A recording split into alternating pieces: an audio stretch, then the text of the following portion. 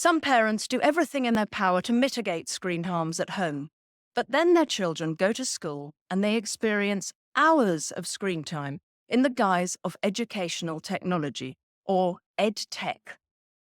Whether that's in the form of iPads and Alexa voice assistants for nursery school children, learning systems like PowerSchool in primary school, or Google Classroom on secondary school devices, who has proven that this deluge of screen education is what's best for our children? No one has.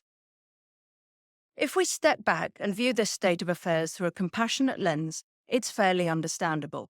Let's wave aside the fact that only 7% of UK edtech companies have conducted randomized controlled trials, and just 12% have used third-party certification. Let's put these pesky facts aside.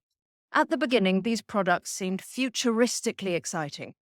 Well-intentioned schools spent fortunes buying and implementing the latest software and trained their teachers in how to use it. And some of the tools, like no more marking, have been helpful for teachers. But now we have better data on how tech is impacting pupils, so we must press pause and, in many cases, rewind. The Karolinska Institute in Sweden recently published research concluding that there's clear scientific evidence that tools impair rather than enhance learning.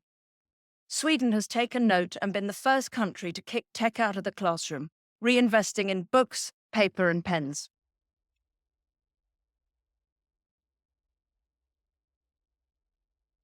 They had the courage to admit that EdTech was a failed experiment. Bill Gates himself said that devices have a lousy record in the classroom. Mark Zuckerberg went to a tech-free school in Boston. Steve Jobs didn't let his own children use iPads. UNESCO says moderation should be the key word relating to classroom tech use. The OECD found that most EdTech has not delivered the academic benefits once promised, and that students who use computers very frequently at school do a lot worse in most learning outcomes.